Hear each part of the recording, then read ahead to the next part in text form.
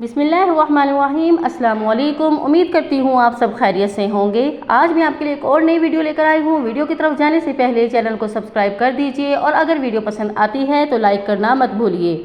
आज की वीडियो में मैं आपको बताने वाली हूँ, आप घर में जो चावल बनाती हैं अगर वो बच जाएँ तो आप कैसे उनको as a beauty tips use कर सकती हैं। चावल हर हफ्ते में एक मरतबा तो आप ज़रूर पकाते होंगे, कभी दाल चावल तो कभी पुलाव या बिरयानी या हर तरह के जायकेदार चावल बनते हैं घर में। पुलाव या बिरयानी बच जाए तो वो अगले दिन खा ली जाती है, लेकिन अगर दाल चावल बनाए जाएं तो ये बॉयल चावल जो होते हैं ये अगर अगले दिन बच जाते हैं तो ख़वातीन क्या करती हैं, इनको फेंक देती हैं क्योंकि वो यूज़ में नहीं आते। बचे हुए बचे हुए चावलों को फेंकने से अच्छा है आप इनको बेहतर तरीके से इस्तेमाल कर सकते हैं। जैसे आप इन पके हुए चावलों का ब्यूटी पैक बना सकती हैं।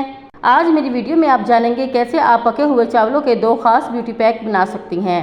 पके हुए चावलों को ब्लेंडर में डालें और इसमें 1 चम्मच कस्टर्ड ऑयल, 1 चम्मच नींबू का रस और आधा कप दही मिक्स करके बालों में लगाएं और पाएं लंबे, घने, चमकदार और मजबूत बाल जो बिल्कुल सीधे और सिल्की भी नज़र आएंगे। अब मैं आपको बताऊंगी फेस पैक बनाने का तरीका, कैसे आप बचे हुए चावलों का फेस पैक बना सकते हैं। 1 कप पके हुए चावलों में 2 चम्मच दूध, 1 चम्मच शहद, आधा चम्मच हल्दी मिक्स करें और स्किन पर लगाएं। इससे जल्द इतनी साफ़ और रंगोरा हो जाएगा कि सभी आपकी तारीफ़ें करेंगे।